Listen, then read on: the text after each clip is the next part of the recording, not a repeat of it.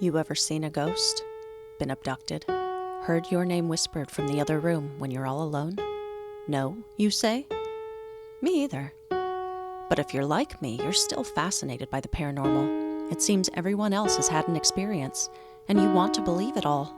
So why doesn't it happen to us? What does it all mean? How does it work? Is any of it real? Welcome to Paranormal Girl, a show that will attempt to answer these questions by taking the paranormal completely apart in search of proof. I'm not a blind believer, nor a hardened skeptic. I'm just looking for answers and willing to accept what I find. Some of you might not know that sometimes I read submissions of personal paranormal experiences at the top of the show. It's been some time since I've done this, but FYI, I do. It has seemed so odd to me, demons being so prevalent in culture, society, media, and belief, that this season in particular, it was so hard to get personal stories about them. I do take that into consideration. But it does seem only fitting here at the end that once again, I have had what some might call an encounter. And I thought long and hard about telling it on the show because though it is spooky and I did encounter something, my interpretation of it is not going to be similar to a lot of listeners' interpretations of it. And I didn't want to leave y'all with the wrong idea. Here goes. I woke up early in the morning a few weeks back. I was immediately lucid with no paralyzed state holding me down. It was still dark outside and the house seemed quiet, but something woke me up. So I popped my head up and scanned the room, right to left. And in the far corner, standing near the bathroom, was a woman. Anyone who listened to the conclusion of Season 1, apparently I have a paranormal connection with women in or around bathrooms. Not sure what the connection could be. But there she was, my eyes focused, and I just stared at her. She was wearing some kind of white gown with long sleeves cut off right above her wrists. Her hair was black, long, and especially pronounced for me, because it was hanging entirely in front of her face. I didn't think at the time, oh, that looks like a character from The Grudge, but now that I'm logically thinking back on it, sure, if I had to describe it, that's exactly what she looked like. But it's important to what we're about to talk about for you to know. I had zero fear of whatever this was. In fact, I had no real feelings about it as I was staring. Now, I am a fairly logical, analytical personality. Even in that moment of staring at her, I had doubt as to what exactly I was looking at with my own eyeballs. In my head, I told myself, there's nothing there. Lay your head back down, look again, she'll be gone. So I did. I laid my head back down, waited a second, and when I looked back up, there was nothing there but blank gray wall. Evidence for this being a case of having actually encountered something paranormal, there were dirty footprints the next morning. No, I'm messing with you guys. No footprints. However, since this time, I have sensed, felt a presence nearby. I have seen a shape in my rearview mirror in the back seat while I drive. And of course, this experience has been on my mind prominently every day since. Just wondering, thinking about it, but still there. Evidence of this being a demonic force, as some might interpret this experience, zero. Zilch. Nothing has led me to that conclusion. So let's unpack it. The experience itself, though her visual appearance might be alarming in the light of day, what exactly did she do that could be interpreted as evil or demonic? Literally nothing. This wasn't an old hag encounter. She didn't try to hurt me, strangle me, possess me. She didn't scream or speak. It didn't feel threatening. It felt neutral and calm. She stayed exactly where she was, far enough away to get a good look, and then she disappeared once I made it clear in my mind that she would be gone. Have I seen her since? Nope. Have I felt threatened in the car? Nope. Do I feel oppressed? Is my life in the garbage can? Are my relationships suffering? Are people I love dying inexplicably, one after the other? Nope, nope, nope, nope, nope. The only thing one could latch onto here as far as an argument for being demonic, why appear that way? Remember, there was no fear. Her appearance did not strike fear. It was neutral, bordering on calm. Was it pleasant? No. No. But not unpleasant. So, if a demon is finally going to show itself and it wants to strike fear, it's going to go for the scariest thing, right? This objectively is an alarming visual. Okay, then where was the overwhelming sense of fear? If these things feed off of terror, well, it didn't eat that night. And I'm a big scaredy cat. I can be very easily scared with something unexpected like that. Easy pickings. From what I have understood in reading about a demon presenting itself, it likes to trick you into a false sense of security before launching inevitably into its attack, such as can be seen with reported experiences with the Ouija board. They're master manipulators, and being entities without any set form can appear any way they see fit to lure you in. If that were the case, then why present itself looking like the Grudge Lady? Like, that's not something I look forward to seeing again or anything, so why present itself that way? The second a sweet-looking, innocent little kitten is sitting on my chest when I awake, ready to lure me in, I will be in trouble. Perhaps I got my first glimpse into the astral realm. Astral projectors report seeing some crazy-looking entities over there, negative or dark entities, you know. Could it simply have been a negative, dark entity looking for a snack, seeing if the buffet was open? Sure, I could buy that. But I don't buy demon. And finally, the most likely possibility is that it was a hypnopompic hallucination. My brain is wired to see it, especially right out of a sleep state. 90% of what I have thought about and been researching this season has primarily been the demonic. I've been half expecting to see something. Men who look for demons see them everywhere.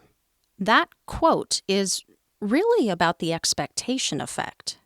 My expectation of seeing something meets a creative and demonic literature-drenched mind in the darkness right after dreaming. That does seem more logical an explanation.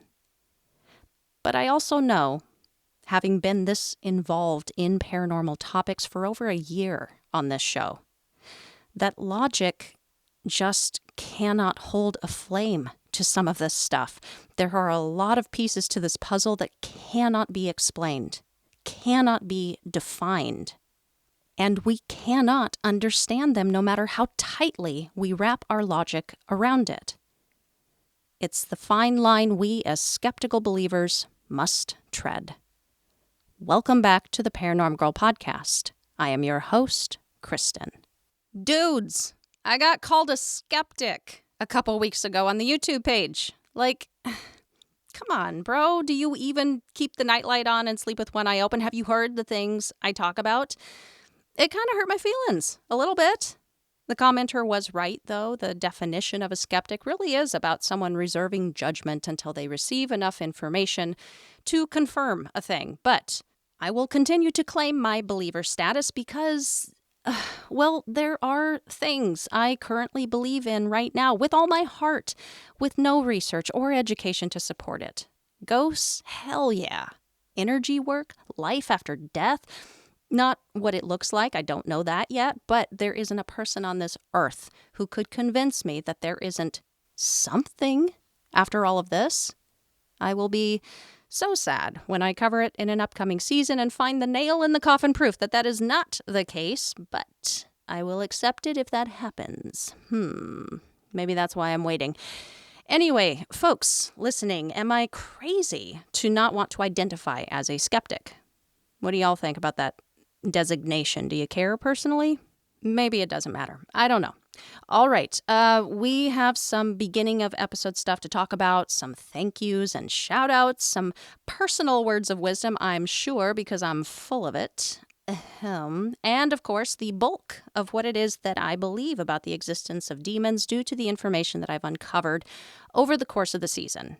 Today, I am drinking, I don't know what, I was going to be creative with it and give you a fun name for it. I really just threw some stuff together into a glass and shook it with ice, and that's what I'm drinking, and it's very sweet and savory. So, delicioso, buddies.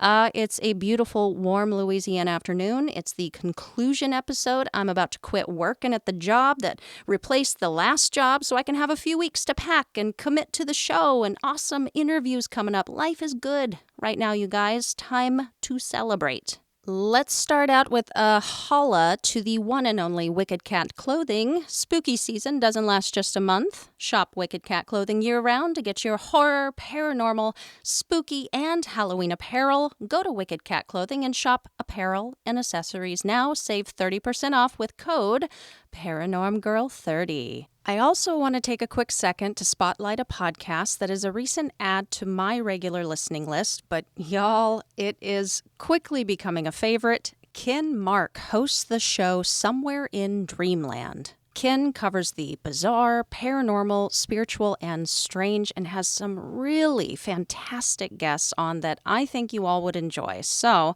I'm going to go ahead and play his promo for you now.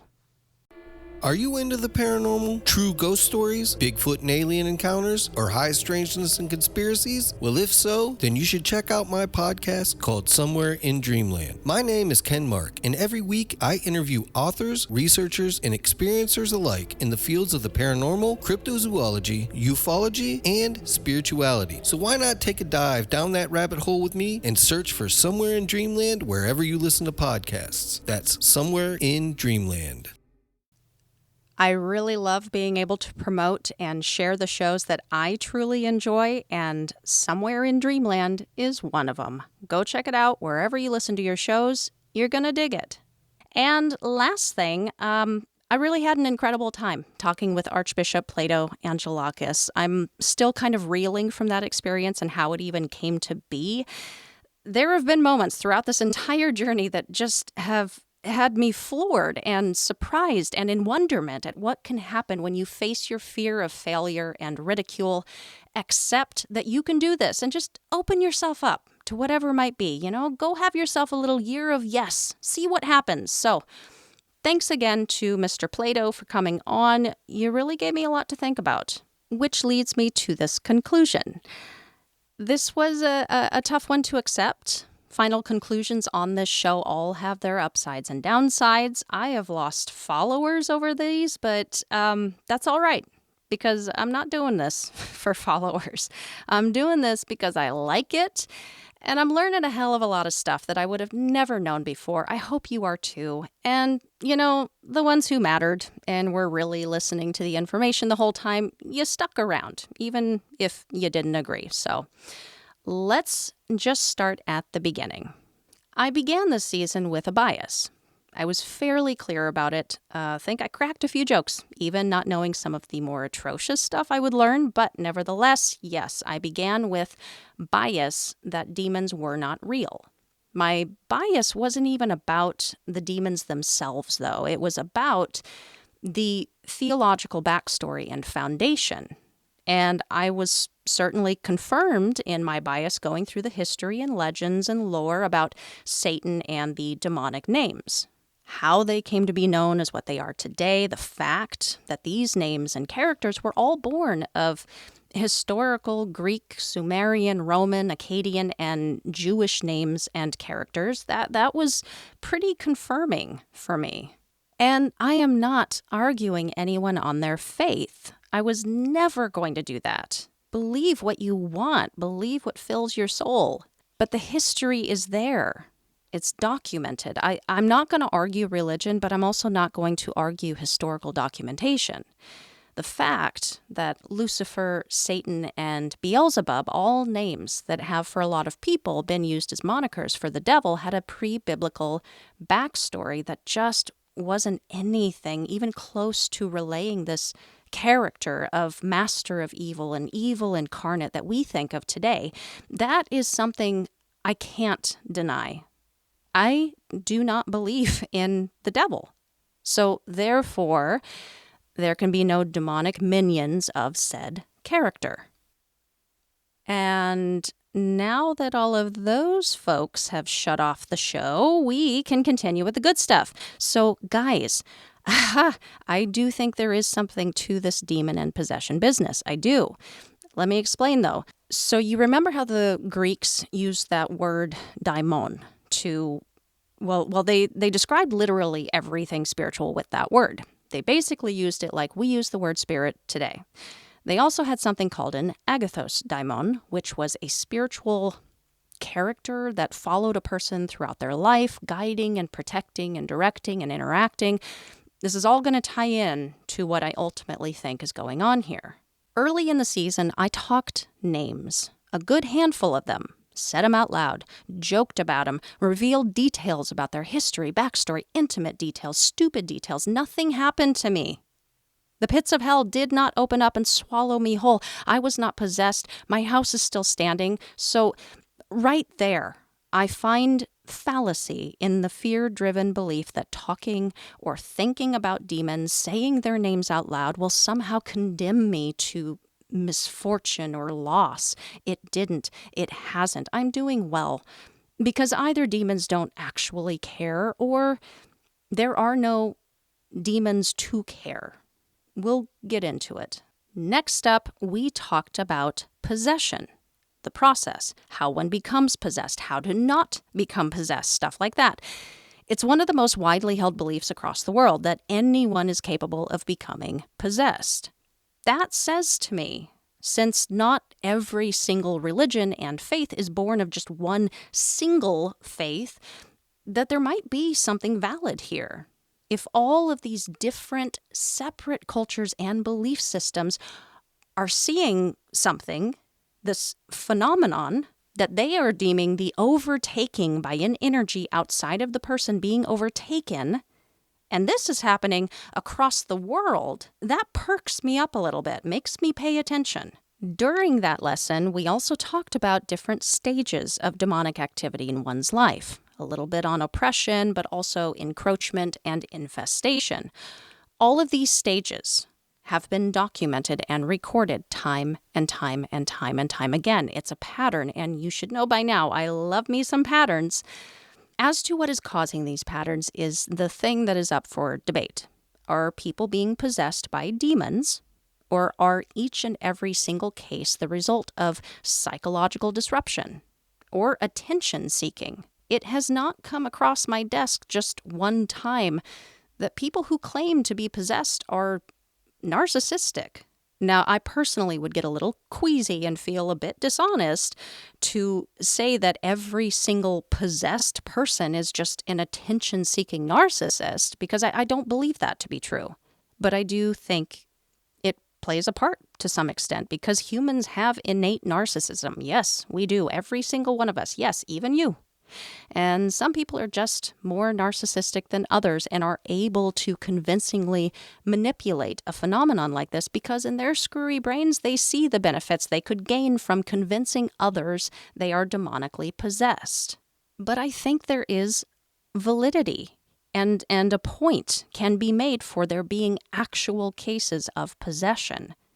It is my opinion that they are a lot rarer than we've been led to believe. I agree with the Catholic Church on this, that only 1 in about every 5,000 cases they review are valid. I might go one step further and say it's actually rarer than that. But here's where I veer off and make some people mad. I do not believe that demonic possession is a thing. I think it's something else. Next up, we covered possessed locations and demonic hauntings. Places can be haunted. They can have attachments. They can have dark and negative attachments. How do I know this? As I said in that episode, I lived in 2 distinctly haunted homes growing up. They were distinctly different than all of the other homes I lived in. Is it entirely possible, thanks to the info from skeptics about mold, carbon monoxide poisoning, and electrical grid proximity, that these two specific homes were being affected by something totally not paranormal? Yes, of course. Why do I doubt that to be the case? The first place was out in the boonies. How far out in the boonies? Well, we would pay some of the men in the neighboring Amish community to come out and shovel snow so that we could get out. Surrounded by Montana wilderness as far as the eye could see. No power lines running right over us, no transformer boxes, no electrical hub nearby. Carbon monoxide poisoning or mold? Also, I would doubt it because with this particular location, strangeness was happening in the surrounding woods as well, not just the house. Up to a half mile in any direction. The constant feeling of being watched from the depths of the woods, the feeling of never being alone walking through them. A pet guinea pig and rabbit who mysteriously died horribly. I will spare you those details. Mountains of antique glassware buried beneath mounds of dirt everywhere. Our pet goats, who were clingy, to say the least, outright refusing to go with us into certain parts of the woods when we would take family walks in the evenings. There was a creep component to the situation that could not be ignored. And then, come to find out later, our place was located on an old homesteading site, which would explain the mountains of antique glassware, old trash heaps for them. But a homesteading site, you guys. This was Montana. Homesteading days in the wilderness of Montana could be hard, sad, violent, tragic, strife-filled. Am I painting a picture? I would not at all be surprised if the owners of the land ultimately discovered human remains in an unmarked cemetery somewhere close by. The second home, now this is where the bulk of my personal childhood paranormal occurrences would take place. And this was the place that would ultimately, mysteriously, burn down after my family and I moved out. And the place had such a vibe to it. It was not at all surprising to learn that information about it. I won't go into any more than that, but suffice it to say, I believe locations can be haunted and have attachments because I believe I have experience with that. Demonically, though, we went through a handful of well-known cases and what was reported to have happened to the families, and they all have some pretty incredible claims as to what happened. The reports are not credible, though, and in my opinion, do not support claims of demonic activity. In the Ammons case, something I didn't mention that the Unrefined podcast reported on was that the landlord of the property would say that Ms. Ammons was only ever under demonic attack when she was late on the rent. The Adams home in Detroit, Michigan, it's really hard to find more than a couple of different sources on that one. Alcatraz and Eastern State Pen, they both have similar activity in some cases and both have similar histories in some cases. Prisons, especially older ones with dark histories, often are reported to be haunted. Demonically so? Not in my opinion, because again, if something paranormal is occurring in these locations, I think we might actually be talking about something else entirely and mistaking it for the demonic. And the final place we covered was the Long Island home haunting. While there was a string of occurrences that took place for this family, the only detail that really stood out, that screamed, "This is demonic," was the 8-foot-tall demon that stepped out of a mirror that the daughter of Jeanette Myron reported to have watched from underneath a bed. This is such an interesting and puzzling detail for me. As you're reading through this case, you can almost accept it as it happens. It's creepy, but nothing that you wouldn't expect from a haunted home case. The shadowy figure in the yard, the girls finding animal bones and teeth near the property, objects apporting from kitchen cabinets, the girl being pushed by an unseen force, even finding the diary and evidence of dark worship in the basement, which would ultimately support an initial bias that the place is indeed haunted. It's a stream of events that you can follow. And then, out of nowhere, this story of a monster in the flesh, not just appearing, but entering our world via the mirror, which I'm gathering is acting as like a portal, and walking around on his hooves as the daughter hides in the same room. This is, you know what this reminds me of? The question on quizzes I remember taking as a kid. Which of these things is not like the other? Cat, dog, gerbil, 8-foot-tall demon. I would like to remind you, though, of the thesis I mentioned in that episode where the writer went through 3 of the Warrens' books that they wrote recalling their cases with demonic activity in haunted locations. This thesis author was able to categorize the symptoms of these types of experiences into 4 different classes: sight and object-related phenomena, sound, smell, and feeling. It's interesting that a lot of the activities that fall under these classes have been reported time and time again. Yes, in these cases, but many others that I didn't talk about where people think their homes are under demonic infestation. But, here is my but. Look at it. Look at it. The occurrences included in all of these classes are reported in non-demonic cases as well. Regular haunting cases, cryptid cases, alien abduction cases. Next up, we went over the story behind The Exorcist and cases of possession in children. This has been my all-time listened to episode. I'm unsure if it's because people are interested in the Exorcist film origin story, or if people were as angry as I was going through the cases of regular people taking their interpretations of the demonic into their own hands, having the audacity to believe they knew what they were doing, and committing horrific crimes against society's most vulnerable. I don't know if I mentioned on that episode, but I left details out because they were too gory. I don't even like children, but the suffering these kids endured in these cases was too much, even for me. Were these children actually possessed? No.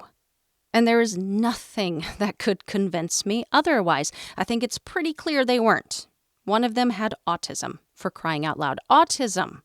As for the origin story of The Exorcist, it's a fascinating tale with a lot of holes in it, period. But stories like that don't just come out of nowhere.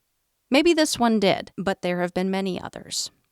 I don't think it's a controversial thought, at least to my paranormally minded listeners, to wonder if there wasn't some activity or paranormal experiences to begin with, that much like the Amityville case or the Snedeker case that ultimately were found to be hoaxes, that maybe something was happening on a much smaller level that just got blown way out of proportion. So I leave room for that. But I gotta say, does it even make sense that a child could conceivably be possessed? Let's say, for argument's sake, the demon is real and its biblical backstory and all that entails is real. So there are 2 lines of thinking as far as who and who does not get possessed. One, which Archbishop Plato spoke to, was that demons and the devil do not care about those who do not have religion. Why would they bother with them? So, that is why only those with faith get attacked.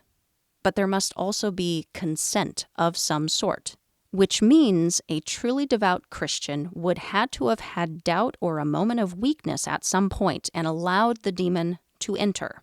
Let's take the Exorcist kid. He was 13 years old when that all started. He couldn't have been a devout Christian if the story of his relationship with his spiritual aunt is true. And he was interested in all that she had to teach him about spiritualism and Ouija boards. I didn't read much of anything stating that he and his family were devoutly Christian. We know, of course, they turned to Catholic exorcists for the remedy, but that's not necessarily an indicator that they were a family of fundamental Christian values and morals. Also, if the mother was also willing to be involved with her sister's spiritualism as well, as I recall reading, and even entertain the thought that it was her sister's spirit creating the disturbances at first, calling out, "Is that you, Aunt Tilly?" early in the case during one of her son's episodes. That says to me, not a devout Christian. Maybe has some beliefs, but not a black and white Christian. So, with this line of thinking that demons only want innocent, devout Christians full of morals and ethics who have a moment of weakness so they can capture the ultimate prize of that purest of souls, then, there is fallacy when trying to apply it to this situation. And many, many other situations too. Let's ask, faith in what? What does that constitute? Faith in the Christian God only?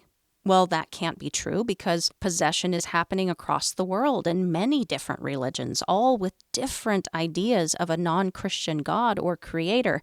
And what about the cultures in Africa where to be possessed can be an honor and considered a great responsibility, not necessarily always something to be avoided or gotten rid of? African diasporic religions where a person is possessed or ridden by an ancestor of theirs. Does this then mean that these folks aren't followers of the correct faith? If that is so, then according to this line of thinking, the demons or entities wouldn't want a thing to do with the people of Africa or Santeros, and yet there are reported cases of possession. The other line of thinking is that people who dabble in things deemed dark or outside the scope of Christianity or against an organized religion, practicing spiritualistic ideas, tarot cards, Ouija boards, automatic writing, witchcraft, etc., are the ones who need to watch their backs. The devil gonna get you. But again, if that is the case, why does it seem to only be the faithful that get possessed? And I'm still waiting on my possession case involving an atheist. Still waiting. It's a real quandary, isn't it? I realize now I started out arguing that it doesn't make sense that children get possessed and then just went right into possession in general. I guess this is a part of it that I don't understand. I want to understand it, but the things I have learned and been told do not make any sense. Adding to this inability to understand, I do actually think that possession by a spirit is possible. Or, you know what, at the very least, an attachment. And I think it's incredibly rare. Real possession or attachment. It may be happening, but it's just not as prevalent as it's made out to be. I think it's possible because of my opinion that locations can have attachments and objects can have energetic attachments. And that is possible because we're energy. Everything's energy. Spirits are energy. We're all made of the same stuff. So if one frequency matches another frequency, then the two shall meet. There you go. Which leads me into the next thing we discussed, possessed objects. Though there are a lot of merchants out there hoaxing their non-haunted wares on eBay, there are a vast number of very interesting accounts of paranormal occurrences taking place once a haunted object is obtained. I don't get too carried away with the more feverish claims of dolls causing people's death, of objects levitating, paintings causing homes to burn down, like that kind of stuff. That is complete fear-mongery. But it's still a pretty widely held belief in the paranormal community, and I agree with it, that objects retain energy. They pick up energy. Sometimes it's calm and nice, sometimes not so much. I am decided I will not go so far as to say that objects can become fully possessed. I understand some think it's a vessel that can hold a spirit. I would argue spirits do not need to be held inside of inanimate objects. I hope that makes sense, because the more I've learned and seen the amount of hoaxes specifically perpetrated with demonically possessed objects, it all seems more like a human being thing than a spirit thing. Like, why would a spirit who's free to go about the literal universe and time and space and fly and learn the mysteries of existence unshackled by physical limitations, choose to imprison itself inside of like a Fenton glass slipper inside your grandma's closet. Like, along with my general possession argument, I guess that possibility does not entirely make sense to me. But I still agree that certain objects can retain energy and ties to certain spirits, especially if it was important to the spirit for any given reason, bad or good. Or the spirit just likes it, finds it cool. Or hell, finds you and your energy cool and just wants to hang around. And now you've decided that your grandma's antique glassware collection is haunted. And so you put your attention and focus on it. And so the spirit is like, makes me feel like I'm getting attention at least. I'll hang around these disgusting knickknacks. I could see that. But specifically possessing an object, that just makes it seem like they're stuck there. And I don't think that spirits get stuck anywhere. Maybe I can't speak for all spirits, though. According to some well-known psychics, we are the same people upon passing, just expanded and in energetic form. I know I've stayed in crappy situations before by my own will and desire to do so, full well knowing I could move on, do something better for myself. Maybe that's what's going on. Back to demons, though. Are demons possessing Nana's glass slippers? I don't know. Let's say again, for argument's sake, that demons are real and their backstory real. What the hell use do they have for some inanimate object that has no soul? Unless they are certain that at some point they are going to come into contact with a human being that has the kind of soul that they think they want to try to take. Like, I think it would be incredibly unlikely. A spirit of someone or something who has an emotional connection to the item, sure. A demon that doesn't have any connection to the object and no obvious immediate reason to possess it, well, that wouldn't make sense to me either. Next up, we covered quite a bit on exorcism itself. We talked a handful of variations around the world, even a celebratory good version of possession, and no need for an exorcism taking place in Africa. We talked about its history and misuse of it, ultimately leading to official guidelines set by the Roman Catholic Church. Something I really appreciated about Archbishop Plato's process being in the independent church was that he still followed the process he'd been taught at the Vatican while remaining free and open to spiritual gifts and working with salt as a means of cornering the evil inside of a home, which is a tactic also used by pagans and Wiccans and spiritual lay people of all sorts. Like, he didn't close himself off to things because, according to a Christian faith, it might be considered off limits or witchcraft or demonic to do so. No, he found his way, and according to him and his record, his way works for him. Love that. But back to exorcisms.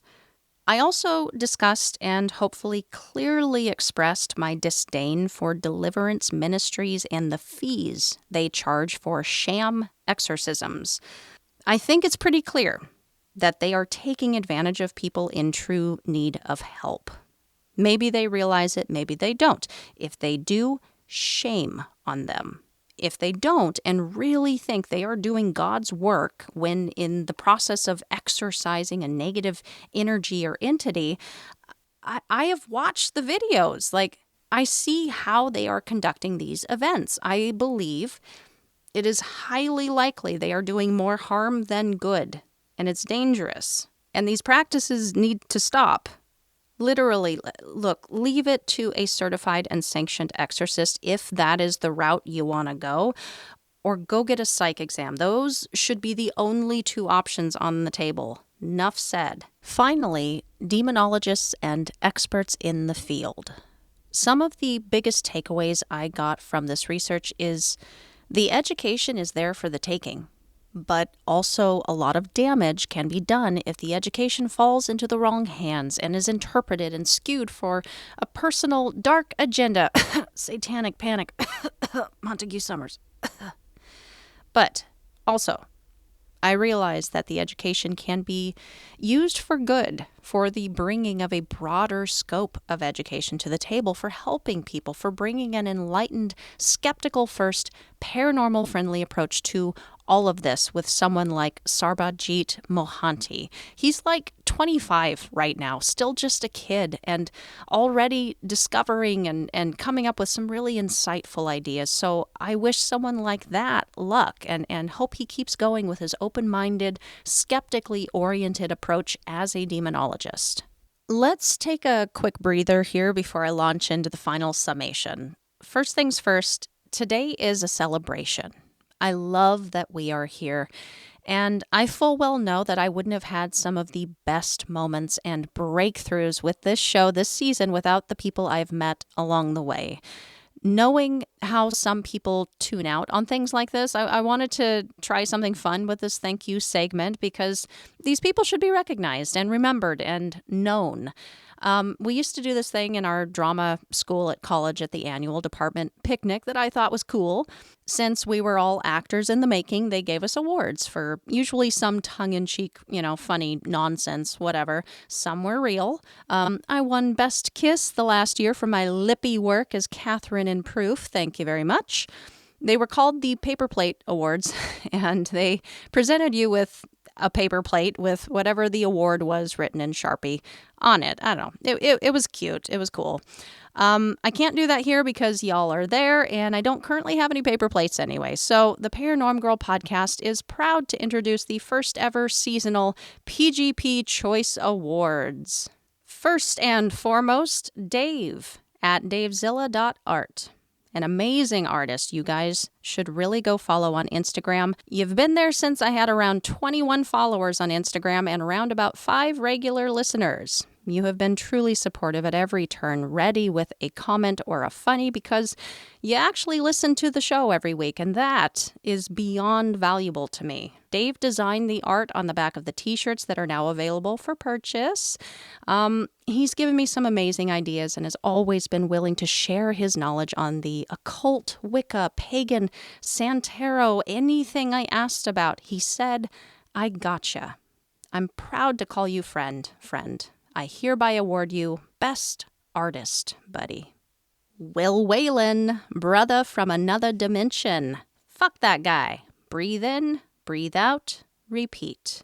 You're an incredible writer, sensitive, and champion of the things that need championed. You gave me stickers that spoke my heart and advice that empowered. I can't wait to have you on the show because you have an awesome story to share. Thank you for contributing to the Buy Me a Coffee this season. Thank you for supporting the show always. And I'm sending love to you and Rocco. Beautiful boy, fly high and tell Torquay I say, good boy. May you both be enjoying Kongs with bottomless amounts of peanut butter. I award you, Will, Best Kid and Brother. I have a group effort award next. Thanks to all the guests I've had on the show this season. Like I said, the conversation series took on a mind of its own and would not have been complete without the people willing to share their time and knowledge with me. Paranormal investigator Jason Fife, paranormal podcaster Mike at Extreme 13 Podcast, psychic lawyer and explorer Mark Anthony, pet medium and author Rob Guttrow, Mandela Effect moderator River, and of course, Archbishop and exorcist Plato Angelakis. You all taught me things that are invaluable, and you made this little introvert feel so comfortable having the conversations I've wanted to have but never had the words to start. I award you all with Best Guest. My rental company, thank you for taking an early chance on this show. Thank you. I cannot appreciate your contribution to this season's success enough. You get the award for Best Motivator.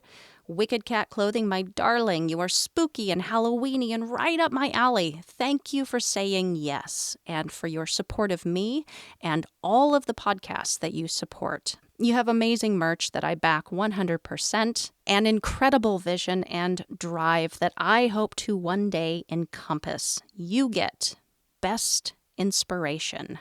And last, but certainly not least, someone I met early on, and gets the Standout Thank You Award this season. You are someone I consider a guide, a true professional, and someone I can turn to with any question or problem that arises. You always seem to have good insight. Someone who has been through it and is willing to try it all over again. I love your show and never miss an episode because I know just what kind of person is behind that mic. You are a friend, and you have exposed me to so many possibilities and avenues and new ways to think about this whole journey. I cannot thank you enough for your help. Jordan Klein at the Fireside Paranormal Podcast, I award you with Best Host. An honorary thank you from the bottom of my heart award goes to my partner Lee for putting up with my constant chattering on the show and complaining about literally everything, and anyone who has ever reached out with messages, comments, constructive critique, or suggestions. You make this little train chug on. Thank you all for indulging me in my dream Oscars speech. Didn't get to slap anybody, but, maybe next season. Maybe next season. I will link all of those folks in the show notes. Please go follow them and tell them I sent you. All right, now for the final summation. So I take all sorts of things into consideration for these conclusion episodes, such as the lack of personal experience submissions, or my initial bias that I was transparent about right at the start.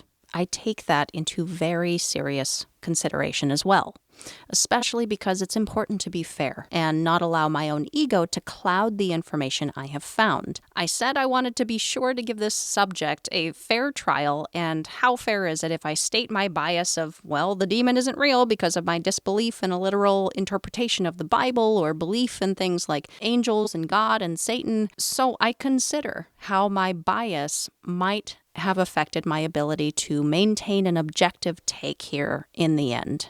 And then, of course, I consider every single deep dive lesson that has taken place over the course of the season, haunted locations, haunted objects, demonologists, the history and legends throughout humanity's existence, the harm that belief in demons can do weighed against things like humanity's predisposition to expectation effect and bias confirmation and fear of the unknown. But I consider the harm inflicted because of these factors, especially to our most vulnerable. And if we talked about it, though my guests are a little varied and not necessarily specific to the topic we are learning, I take what they have learned and are willing to share into consideration. And at the end of this episode, I give you my final thoughts. Please keep in mind it's fine to not agree, to think I'm wrong. I still love and appreciate you all. With that, here we go. I spoke with two people recently who I am close to in my life, just because I was curious what their thoughts were on this subject. One said that they flat out do not believe the demon could be real. I get that. When pressed, it was because they don't believe in the theological backstory that supports them. When pressed, it's because they just don't believe in anything that cannot possibly be explained by physical science. That is a fair stance and a fair point of view, one that I uphold, but also one that I know is not airtight, because there are preternatural events, things happening that cannot be explained by science. And as we well know, and if scientific evolution teaches us, science does not have all of the answers. Even here in the natural world, for what we might think are very basic questions. Why do we yawn? Why do we dream? Why do cats purr? So I asked the second person, who couldn't have had a more different but interesting viewpoint. This person believes that we are in a simulation. The simulation theory truly can explain everything. I like the simulation theory as a cause. While it's always in the background now as a possibility, it's not my go-to belief, as I explained why in the conclusion on Mandela effect, but it is indeed something I think about. Their theory, when asked, what is a demon? They said, well, it's either a virus or a program, but then added it might possibly be some program designed to challenge us. Or, and this surprised me, some virus put in by another simulation program or designer in order to break us down. These are the kinds of theories I live for, truly. Theories and opinions abound with this topic. There is no one uniform take on it, which leaves room for debate and contemplation and interpretation of our own experiences with it. As someone who deeply respects science and the advances we are constantly making, but also someone who prefers to remain skeptically open to things, even if I've never had the experience myself, I love that as of this moment of recording, we as a people are still free to have this discussion and implement new information and theories. Once upon a time, you were burned or tortured for doing such a thing. Let's not go back there. So, let me start with the easy part. Possession. Do I believe that possession is real? The possession that I have seen in deliverance ministry videos and heard about in their stories and articles, no, I do not.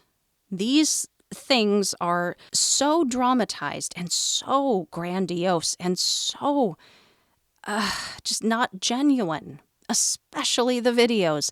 That's my actor speaking. I know what bad acting looks like. I know that beyond what the average viewer is ready to accept. I could pick it out of a lineup. But have I heard and read accounts of attachments of entities that floor me? Yes. That makes me doubt and question? Yes, absolutely.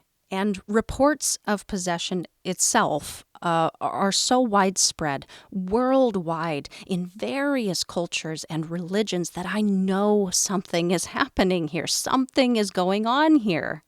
So I accept that an energy or spirit has the ability to take over or attach itself to a physical body or place or glass shoe. They do. I believe that. That was not a belief I really had at the beginning of all of this. I've solidified that prospect now. All right. That being said, do I believe the demon is real? Are they having themselves a little possession party? Yes and no. The theological backstory does not, it doesn't do anything for me. I wasn't raised that way, but as I got older and exposed myself to this faith and their Bible later in life, all that I've read in it and understand about the story, I still do not believe that this interpretation of a demonic entity is correct. I'm far too aware and educated about it at this point that the Christian Bible is a retelling and a reinterpretation of the religious documents that preceded it. What I do look at closely, though, is going to go back to the time in history before the demon was the demon. It was a daimon. This word, daimon, was a Greek word referring to a wide range of spiritual entities.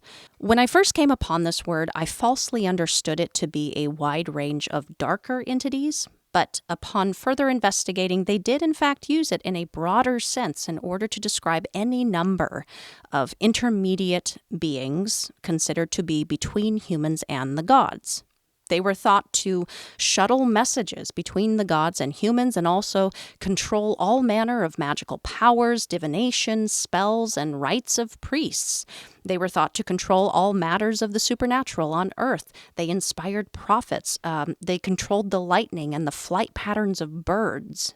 This term was a taxonomy to describe powerful beings who were not themselves gods and events and circumstances under their control that were above normal or had meaning to people.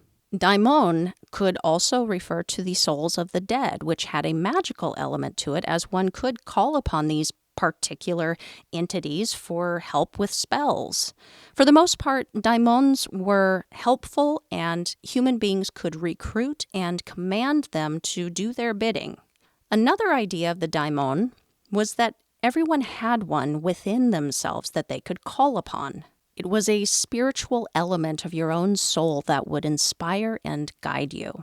And just as they were in form, something between the human and the god, so too were they morally ambiguous, not necessarily good or bad. Religious studies scholar Andrew Henry, who also runs the YouTube channel Religion for Breakfast, is where a lot of this recent enlightenment and ultimate cinching of my own personal belief on this subject of demons comes from. I've linked his badass educational video that all of this information came from for this segment. He also goes into the historical transition of the daimon throughout the Roman Greco and Jewish apocalyptic interpretations that ultimately land us here in how we view the demon today. This is the type of information that we all need right now.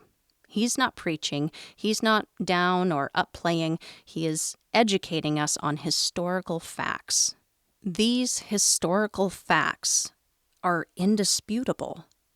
To deny that now, at this point, full well knowing where the term began and how it originated, is an emotional hill to die on.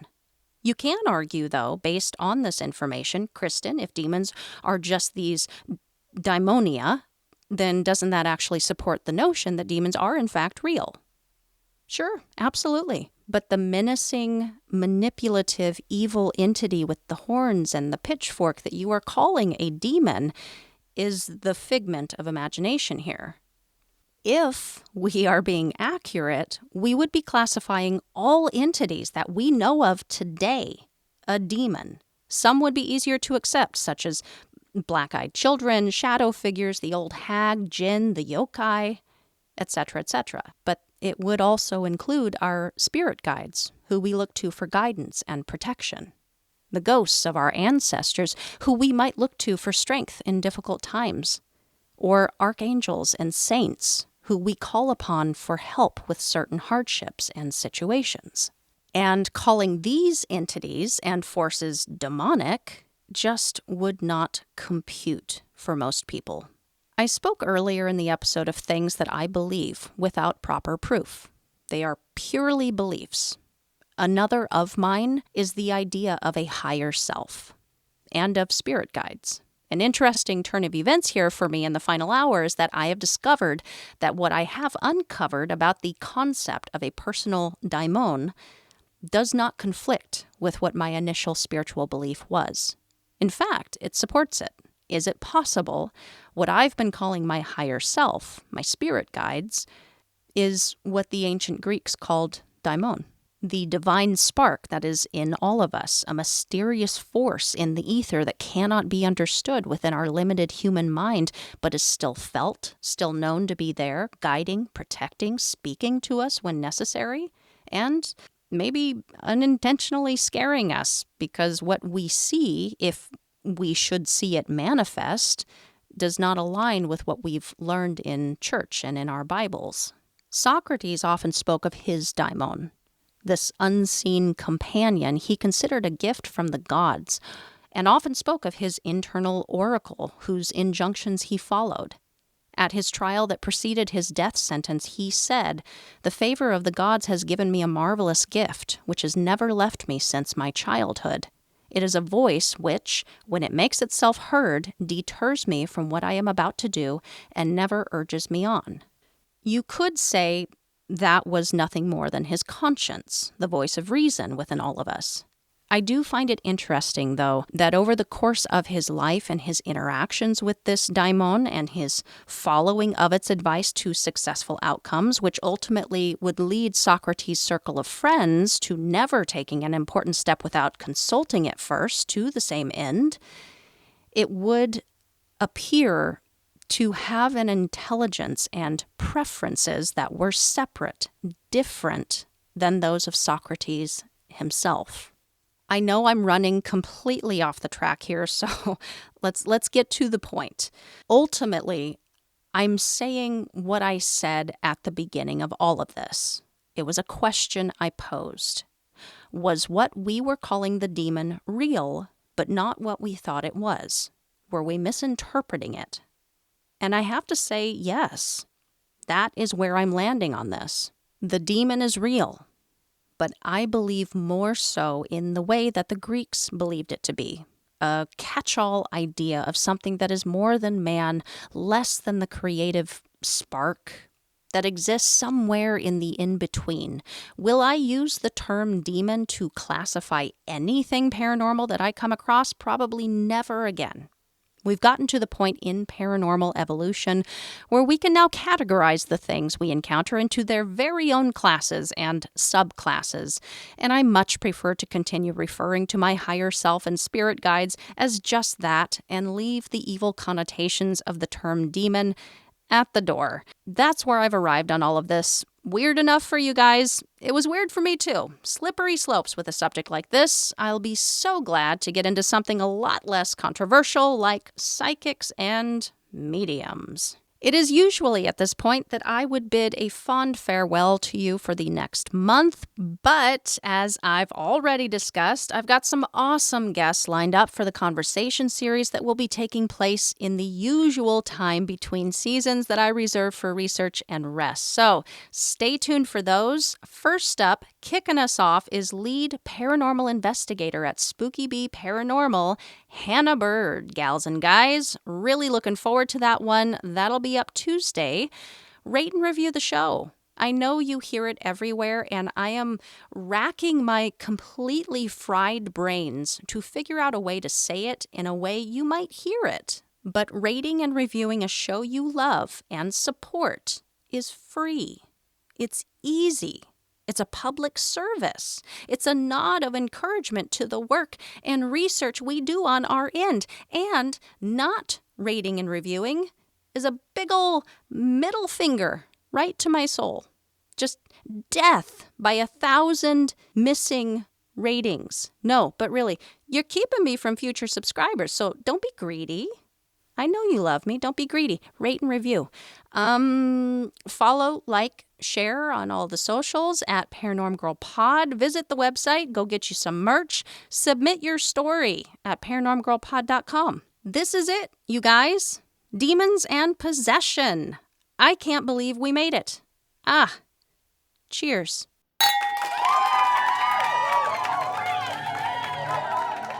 I heard a philosophy last week on TikTok that is intriguing, and I wanted to share. I know, TikTok, once again for the win. The shadows that we create are two-dimensional, while we ourselves are three-dimensional.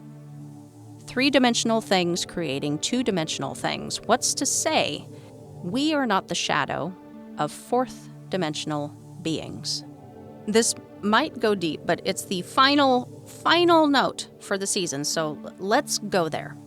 I've spoken before on the concept of evil on other shows. I have held, ever since the first season, that evil doesn't truly exist. Not to say that people do not do evil things, but that's just it for me. Evil always seemed to be a human occurrence, and I refuse to see it in places paranormal, supernatural, that have yet to show me evil. But maybe I have to set my ego aside and admit that there might actually be evil. It exists, whether inside of the realm of human reality or not. It would be ignorant to continue saying it doesn't just because I haven't experienced it there myself. But my shadow is not evil. There's nothing inherently evil about it. Neither am I. I would not say that my shadow is a reflection of myself, but it's a representation of me, attached to me. Let's punch up. If I am not inherently evil, and I hold this philosophy that I am some reflection or representation of the next level up, some fourth-dimensional entity, I would have to conclude that that being is not inherently evil either, and so on and so forth up the chain. But there is this evil in the world. People do see it, experience it. Perhaps it exists here because it does exist in other dimensions. Trickles down into the physical representations of said entities. This could tie into the simulation theory to some extent as well, I just realized, but stay with me on this. If we accept that the shadows of things, our shadows to us to the paranormal and beyond, are direct representations, then it might be a safe assumption to make that the evil that we see played out in the world around us, the unimaginable atrocities, the horrors we inflict on each other, is coming from somewhere else. But for those of us who don't immediately jump to evil, who are skeptical of its existence in everything that we don't understand, tend not to see things like demons. If you rebuke things like evil, malevolence, omnipotent manipulation, I don't think you experience these things. You can observe them in others and in their experiences, but don't automatically believe evil in them to be inherent. And so you also don't have the fear that would feed into this worldview that there is an invisible, evil, paranormal force out to get me. And so you don't see it for yourself. Men who fear demons see them everywhere. Maybe that's not just about the expectation effect. Maybe it's the key. I think back on the lady I saw in the middle of the night. She appeared unexpectedly, taking a form that does not align with what I would think my internal understanding of what good and light looks like, but ultimately she did nothing to harm me. She was just there, existing. It's a mystery, but it's an interesting lens to look at her and that encounter as something not bad or good, just ambiguously paranormal. I don't know what she was, but I was unafraid of what I saw. I wonder if she was but a representation of myself right now. That on some level I chose to see her in that form. I'm still not sure what it could have meant to see her that way, but now I know when I look at the apparition of something that 99% of people would immediately jump to evil when viewing the same thing. But I felt calm. I think it might be case in point that evil is in the eye of the beholder. It's what you make it. I'm going to leave you all with an ultimate theory I have about those who see the paranormal and those who do not, or see different things than what others do, or feel different ways about it. I think it comes down to what vibration you hold within yourself and what frequency you are shooting out there into the universe for a suitable entity to match and link up with. So, what came first? Your fear, or the thing that causes your fear? Your fear of the dark, or your fervent belief that monsters live there? Fear of things you don't understand will cause you to see things you don't understand, stoking that fear, and it burns even brighter, and then you are resolved in it. Maybe try raising your vibration and see what happens. I don't know, do some yoga or something. I could give you 50 reasons why it is my opinion that the satanic demon does not exist. How many reasons do you have that they do? And why?